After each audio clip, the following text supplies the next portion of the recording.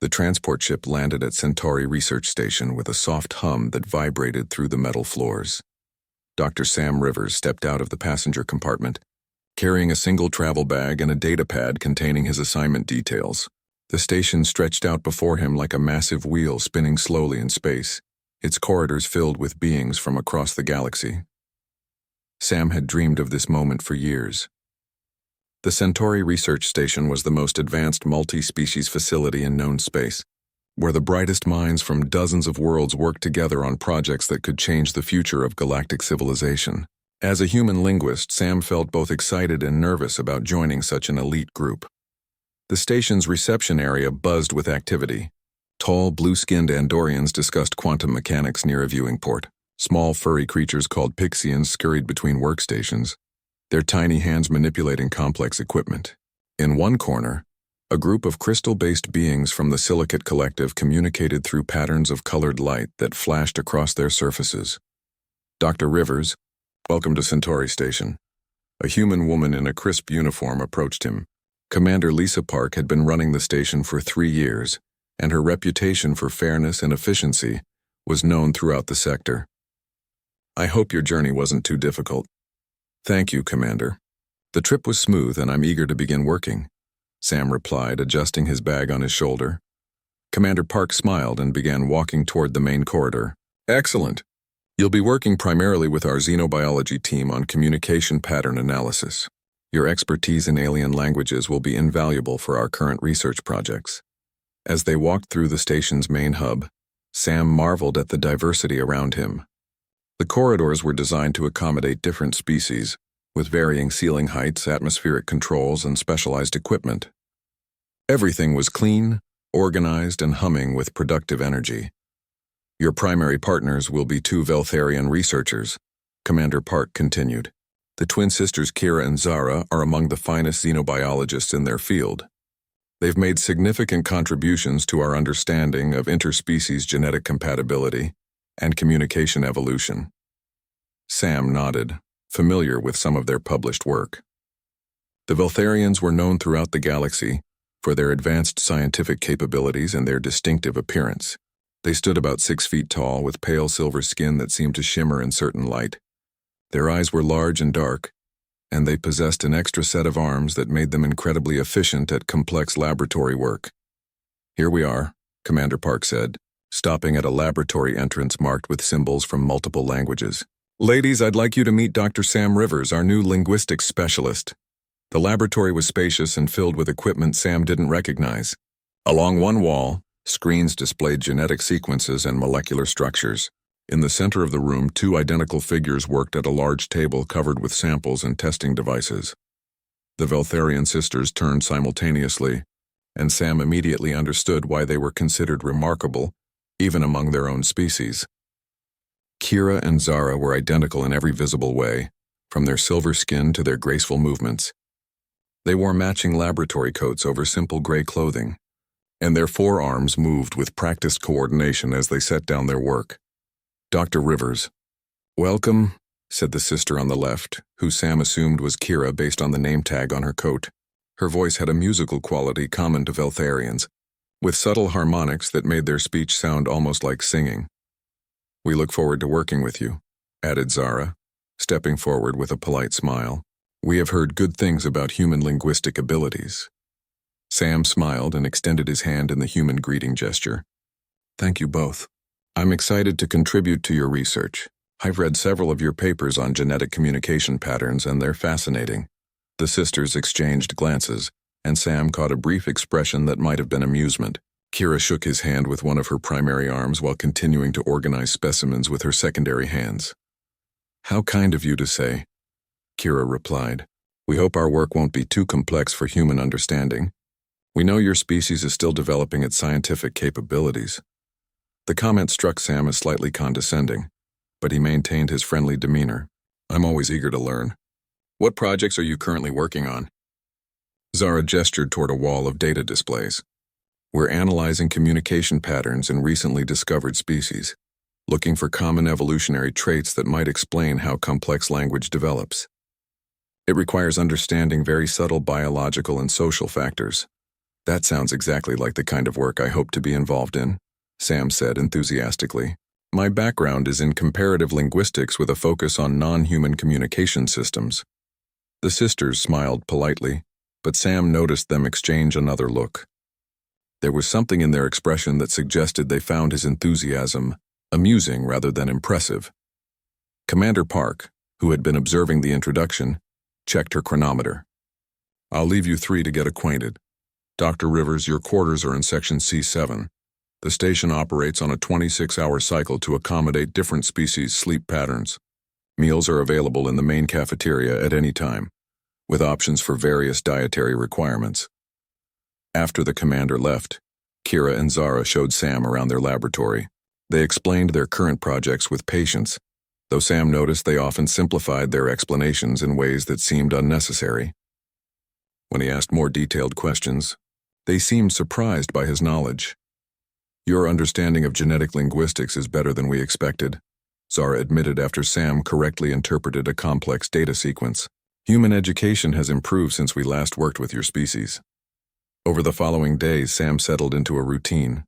He arrived at the laboratory each morning to find the sisters already deep in their work. They welcomed him politely and assigned him tasks related to their research, usually involving data analysis or organizing samples. The work was interesting, but Sam noticed that they gave him relatively simple assignments while handling the more complex analysis themselves. What Sam found most intriguing, however, was the sisters' behavior when they thought he wasn't paying attention. They often spoke to each other in their native Veltharian language, and Sam quickly realized they were discussing him and their work with much more detail and complexity than when they spoke in standard Galactic. The Veltharian language was known for its intricate grammar and subtle emotional layers. Most non-Veltharians relied on translation devices to understand it, as the language included harmonics and tone variations that were difficult for other species to reproduce. Sam had noticed that the sisters' translator devices were small, nearly invisible units attached behind their ears. During his first week, Sam began to pick up patterns in their conversations. When they thought he was focused on his own work, Kira and Zara discussed their research with sophistication that far exceeded what they shared with him in Standard Galactic. They debated complex theories, shared detailed observations, and made jokes about various aspects of their work. More troubling to Sam, they also made frequent comments about him and humans in general. At first, these comments seemed harmless, observations about human work habits or cultural differences, but as the days passed, the comments became more condescending. The human seems dedicated, Kira said in Veltharian one morning, as Sam organized data files, though I wonder if he truly understands the complexity of what we're doing. His species tries very hard, Zara replied in the same language. It's rather sweet, like watching younglings attempt adult tasks. Sam kept his expression neutral and continued his work, but he made mental notes of their conversations. He was particularly interested in their use of certain Veltharian phrases that seemed to have cultural meanings beyond their literal translations. As his second week began, the sisters' behavior became more openly condescending. They began to explain simple concepts to Sam that he clearly already understood, and they started double-checking his work in obvious ways. Dr. Rivers, Kira said one afternoon, when you're analyzing these genetic sequences, remember that each symbol represents a specific amino acid chain. It might help to keep a reference chart nearby. Sam had been analyzing genetic sequences for years, and the sisters knew this from his file. He smiled politely. Thank you for the reminder. I'll keep that in mind. After he returned to his work, the sisters resumed their Veltharian conversation. Do you think he actually understands genetics, or is he just following our instructions? Zara asked. Probably following instructions, Kira replied. Humans are good at mimicking complex tasks without truly comprehending the underlying principles. Their conversations revealed much about Veltharian attitudes toward other species.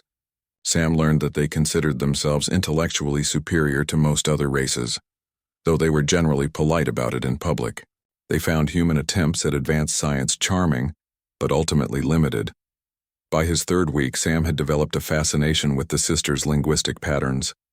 Their Veltharian conversations included idioms, cultural references, and emotional subtleties that never appeared in their standard galactic speech. He began to understand not just what they were saying, but how their language reflected their worldview and social attitudes. The sisters, meanwhile, grew more comfortable with their private conversations. They began discussing Sam's work performance, his appearance, and even his daily habits. "Have you noticed how he eats lunch?" Kira asked during one afternoon conversation. "He sits alone and reads data pads. Very typical human behavior, isolating themselves with information rather than socializing. I find it curious how seriously he takes his assignments," Zara added. "He approaches simple data entry with the same intensity we use for genetic analysis." Perhaps humans can't distinguish between complex and simple tasks. Their comments weren't malicious, but they revealed a fundamental lack of respect for human capabilities. Sam found himself studying their language more intently, partly out of professional interest and partly because he was growing tired of their condescension. The breakthrough came during his 4th week, when the sisters began discussing their personal lives in Veltharion. Sam learned about their family back on the Veltharion homeworld, their career ambitions, and their opinions about the other researchers on the station. He also discovered that they were working on a secret project, something beyond their official research assignments. "The quantum communication matrix is showing promising results," Kira said one morning in Veltharion while preparing specimens. "But we'll need to be careful about sharing the data with other species. This technology could be dangerous in the wrong hands." "Agreed," Zara replied. "Humans especially lack the wisdom to use such power responsibly. They're still too aggressive, too impulsive." Sam's hands paused over his datapad.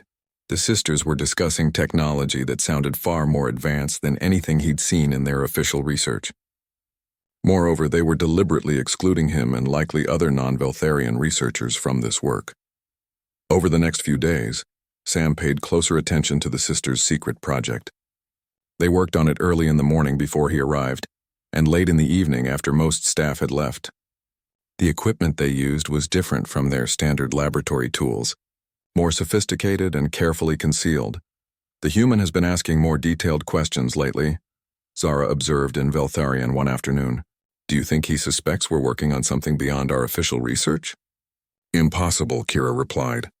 "He can't understand our conversations, and we've been careful with our standard galactic discussions.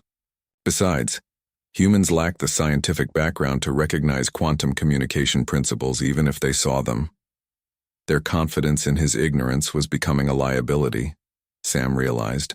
They were conducting unauthorized research while making disparaging comments about human capabilities. He needed to decide how to handle the situation.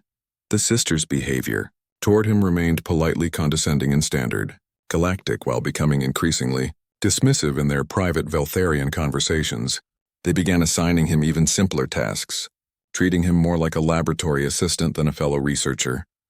"Dr. Rivers," Kira said one morning, "we have some sample containers that need to be cleaned and organized. Would you mind handling that task? We know humans take pride in thorough, repetitive work."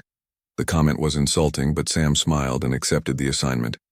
As he worked, he listened to their Veltharion conversation about their quantum communication project. They were making significant progress, developing technology that could revolutionize interstellar communication. They were also planning to share their findings exclusively with Veltharion authorities, excluding the multi-species research consortium that funded their work. By the end of his 5th week, Sam had documented extensive evidence of the sisters' unauthorized research and their systematic exclusion of human perspectives from their work. He had also developed a comprehensive understanding of their linguistic patterns, cultural attitudes, and personal beliefs. More importantly, he had identified a critical flaw in their quantum communication system. Based on their Veltharion discussions, they had overlooked a fundamental principle that would cause their technology to fail catastrophically under certain conditions. Their confidence in their own superiority had blinded them to a problem that Sam recognized from his background in communication theory. The situation came to a head during the 6th week when an emergency alert echoed through the station. Sam was in the laboratory with Kira and Zara when the warning signals began. "All personnel to emergency stations," Commander Park's voice announced over the station's communication system. "We have an incoming Veltharion diplomatic vessel requesting immediate assistance. Standard communication protocols are failing." The sisters exchanged worried glances. Veltharion diplomatic vessels were among the most advanced ships in space, equipped with multiple backup communication systems. For all of them to fail simultaneously suggested a serious crisis. "We need to get to the communication center," Kira said in Standard Galactic, her musical voice tight with concern. As they hurried through the corridors, Sam could hear the sisters speaking rapidly in Veltharian. Their conversation revealed their growing panic as they realized the approaching vessel was carrying high-ranking officials from their homeworld. "This could ruin everything," Zara said in Veltharian. "If we can't establish communication, the diplomatic mission will fail. Our careers could be destroyed." The communication center was in chaos when they arrived. Technicians from multiple species worked frantically at control panels, trying to establish contact with the approaching vessel. The main screen showed a sleek Veltharian ship, its hull marked with diplomatic insignia. "What's the situation?" Kira asked Commander Park in Standard Galactic. "The vessel has been trying to communicate for the past hour," the commander replied grimly. "All our translation systems are malfunctioning when we try to process their signals. The messages are coming through, but they're unintelligible. We're getting fragments, but nothing coherent." Sam moved to one of the communication stations and listened to the incoming signals. The Veltharian language patterns were unlike anything he'd heard from Kira and Zara. This was formal diplomatic Veltharian, with complex honorifics and ceremonial phrases that carried layers of meaning. "Can your translation systems handle diplomatic protocols?" he asked the technician operating the station. "That's the problem," the technician replied. "The diplomatic language seems to be using advanced linguistic structures that our systems can't process. It's like they're speaking in some kind of high-level code." Sam recognized the problem immediately. Diplomatic Veltharian wasn't just a formal version of the standard language. It was a completely different linguistic system used for official communications. The translation systems on the station were programmed for standard Veltharian, not the ceremonial dialect used by government officials. The sisters were growing more agitated as they listened to the failed communication attempts. In their Veltharian conversations, Sam could hear their desperation as they realized they might not be able to help either. "We studied diplomatic protocols in school, but this level of formality is beyond our expertise," Kira admitted to her sister in Veltharian. "These are senior officials using ceremonial language that only diplomats truly understand." As the crisis deepened, Sam made his decision. The approaching vessel was sending increasingly urgent signals, and the breakdown in communication was threatening to create an interstellar incident. It was time to reveal his true capabilities. The moment had arrived for Sam to show the twin sisters that their assumptions about human limitations were dangerously wrong. Sam stepped forward from his position, near the communication station.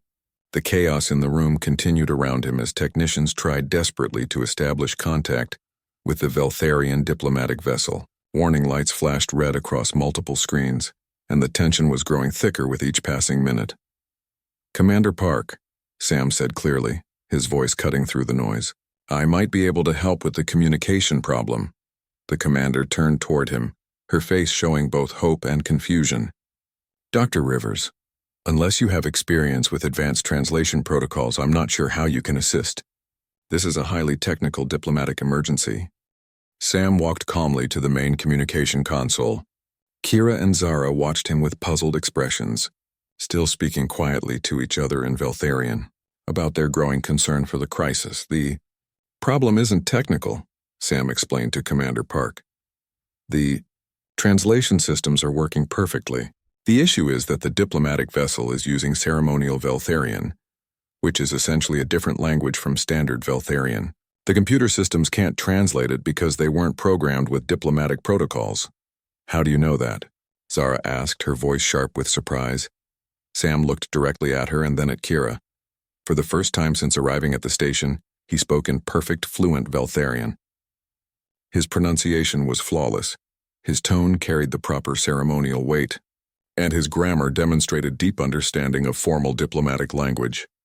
"Honored sisters of the scientific caste," Sam said in ceremonial Veltharian, "I request permission to address the approaching vessel on behalf of Centauri Station, as protocol demands in times of emergency communication failure." The effect was immediate and dramatic. Both sisters stood completely frozen, their forearms motionless at their sides. Their large dark eyes went wide with shock, and their mouths opened slightly in expressions of pure amazement. For several seconds they didn't even breathe. The rest of the communication center fell silent as everyone turned to stare at Sam. Commander Park looked confused but hopeful, while the various technicians watched with fascination as the first human they'd ever seen spoke fluent ceremonial Veltharian. "You," Kira whispered in Standard Galactic, her voice barely audible. "You understand everything we've been saying." "Every word," Sam confirmed, still speaking in Veltharian. "For 6 weeks I have listened to your conversations about my work, my species, and your secret research projects. I have heard your opinions about human intelligence, your discussions about quantum communication technology, and your plans to exclude non-Veltharian researchers from your findings." Zara's silver skin seemed to pale even further. "But how is this possible? Humans can't learn our language to this level. It requires understanding harmonics and cultural contexts that take decades to master." Sam turned to the communication console and began working with swift, confident movements. "I'll explain everything after we resolve this crisis. Right now, there are Veltharian officials who need assistance, and every minute we delay makes the situation worse." He activated the communication system and began speaking into the transmitter in flawless diplomatic Veltharian. His voice carried the proper ceremonial tones, and he used the correct honorifics for addressing high-ranking government officials.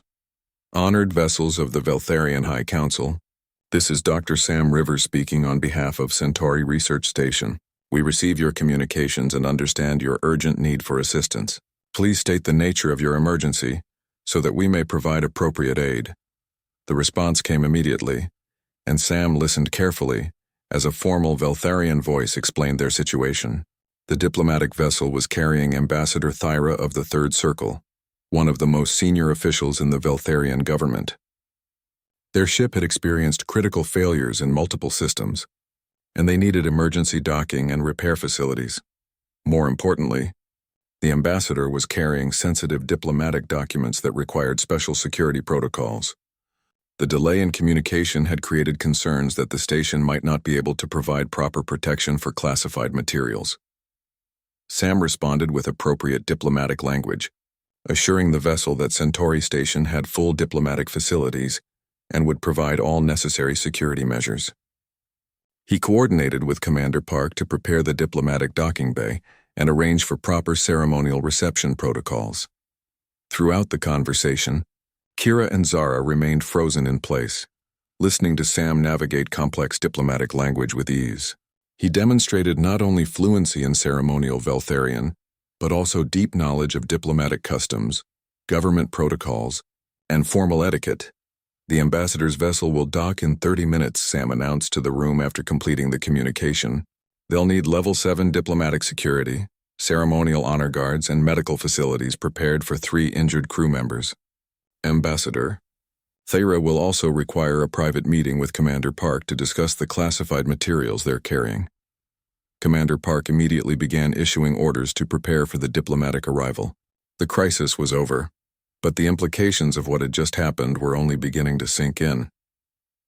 As the communication center emptied and normal operations resumed, Kira and Zara approached Sam with expressions of shock and growing embarrassment. They remained silent for several moments, clearly struggling to process what they had witnessed.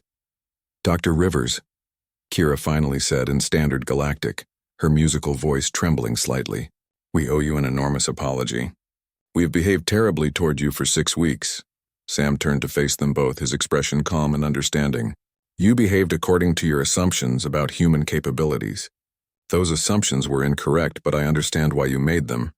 But how did you learn our language to such an advanced level?" Zara asked. "And why didn't you tell us from the beginning? We made complete fools of ourselves."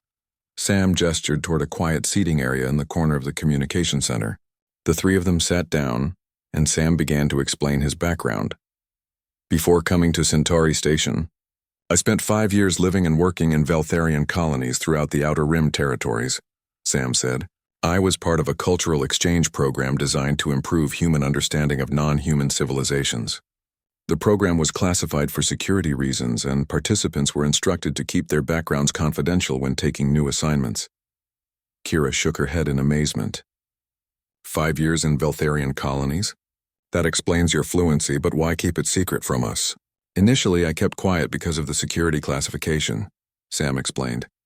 "But as time went on, I realized that your private conversations were giving me insights into authentic Veltharian culture that I could never get from formal interactions. You spoke freely because you thought I couldn't understand, which gave me access to genuine opinions and cultural perspectives. Zara's expression showed growing mortification. We said terrible things about humans. About you specifically. We treated you like a child who couldn't understand complex concepts. You revealed your true attitudes, Sam agreed. But you also taught me things about contemporary Veltharian society that years of formal study couldn't provide. Your jokes, your cultural references, your social observations helped me understand how modern Veltharians really think and feel. The sisters exchanged glances, their embarrassment evident. They had spent weeks dismissing human intelligence while demonstrating their own prejudices and cultural blind spots. There's something else, Sam continued. During your private conversations, I learned about your quantum communication project, the unauthorized research you've been conducting. Both sisters tensed, realizing that their secret work was no longer secret. Kira spoke carefully. What do you intend to do with that information? That depends on whether you're interested in fixing a critical flaw in your design, Sam replied. Based on your discussions, I identified a fundamental problem that will cause catastrophic failure when your system encounters certain quantum interference patterns. Zara leaned forward, her scientific curiosity overcoming her embarrassment. What kind of flaw? Sam spent the next 20 minutes explaining the technical problem he had identified. The sisters listened with growing amazement as he demonstrated deep understanding, not only of their project, but also of quantum communication theory in general. His analysis revealed gaps in their work that they had completely missed. The harmonic resonance. Frequencies you're using will create destructive interference when they encounter naturally occurring quantum fields around certain star types, Sam explained. Your system will work perfectly in laboratory conditions and in most of space, but it will fail catastrophically near any star with specific magnetic field characteristics. Kira and Zara looked at each other with expressions of shock and growing respect. The flaw Sam had identified was exactly the kind of oversight that could turn their breakthrough technology into a dangerous failure. How did you identify this problem when we missed it? Kira asked. Because my background in comparative linguistics gave me a different perspective on communication theory, Sam replied. I approach communication systems differently than pure scientists do. Language is about more than just transmitting information. It's about adapting to different environments and contexts. Your system was designed for ideal conditions, but real communication has to work in messy, unpredictable situations. The implications of Sam's analysis were enormous. Not only had he identified a critical flaw that could have cost lives, but he had done so by applying human perspectives that the sisters had dismissed as primitive and irrelevant. We need to report this to Commander Park, Zara said slowly. Both the unauthorized research and the technical problems. This could affect station security. It could also lead to breakthroughs that benefit everyone, Sam pointed out. Your quantum communication technology has incredible potential. With the flaws corrected and proper oversight, it could revolutionize interstellar communication for all species. Over the next hour, Sam helped the sisters prepare a comprehensive report on their research. They included both their discoveries and the problem Sam had identified, along with recommendations for continuing the work under proper station protocols. When they met with Commander Park, the sisters took full responsibility for their unauthorized research and their treatment of Sam. They explained how their assumptions about human capabilities had led them to exclude valuable perspectives from their work. Dr. Rivers' analysis saved us from a potentially catastrophic failure, Kira explained to the commander. His linguistic background provided insights that our pure scientific approach missed completely. Commander Park listened to the full explanation with expressions ranging from concern to amazement. Dr. Rivers, your linguistic abilities are clearly far beyond what we understood when you arrived. Why wasn't this information in your personnel file? Sam explained about the classified nature of his previous work and his decision to observe authentic cultural interactions. Commander Park accepted his explanation but made it clear that such important background information should be shared with station leadership in the future. Moving forward, the commander said, I want you three to work together officially on the quantum communication project. Dr. Rivers, your interdisciplinary perspective is exactly what this kind of advanced research needs. Kira and Zara, your technical expertise combined with more inclusive collaboration could lead to genuine breakthroughs. The sisters agreed enthusiastically, their earlier condescension replaced by genuine respect for Sam's abilities. They spent the rest of the week redesigning their research protocols to include multiple perspectives and collaborative analysis. As they worked together, Sam discovered that Kira and Zara were truly brilliant scientists whose only real flaw had been their cultural assumptions about other species. When they approached problems with open minds, their insights were remarkable. "We owe you more than just an apology," Zara said during one of their collaboration sessions. "We owe you our respect as an equal partner in this research. And we owe all humans an apology for our prejudiced assumptions," Kira added. "We thought we were scientifically objective, but we were actually just confirming our own biases." Their work together proved to be incredibly productive. Sam's linguistic approach to communication theory combined with the sisters' biological and technical expertise led to innovations that none of them could have achieved alone. They developed new quantum communication protocols that were not only more stable than the original design, but also more adaptable to different environmental conditions. Within a month, their collaborative research had attracted attention from scientists throughout the galaxy. The combination of human linguistic theory and Veltharian technical innovation created a new field of study that other research teams began to adopt. "Your patient response to our behavior taught us as much as your technical contributions," Kira told Sam during one of their evening research sessions. "You could have exposed our prejudices immediately and humiliated us, but instead you used our assumptions to gain genuine insights into our culture. And then you shared those insights to help us improve our work," Zara added. "That kind of generosity and wisdom is exactly what interspecies cooperation should look like." The Quantum Communication Project became a model for collaborative research at Centauri Station. Other teams began adopting their inclusive approach, combining different species' perspectives to tackle complex problems. Sam's patient, understanding response to cultural prejudice became an example that influenced research protocols throughout the facility. 6 months after the communication crisis, the completed quantum communication system underwent its first full-scale test. The technology worked perfectly, providing instantaneous communication across interstellar distances with unprecedented clarity and reliability.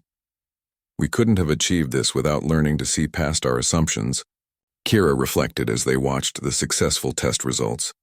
"Human perspectives weren't just helpful, they were essential. Every species brings unique insights to scientific problems," Sam agreed. "The key is creating environments where those different perspectives can be shared and valued."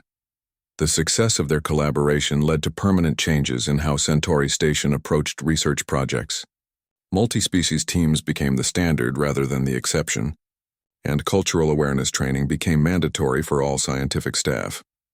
Ambassador Thyra, who had remained at the station during the development of the quantum communication system, officially commended the research team for their breakthrough work.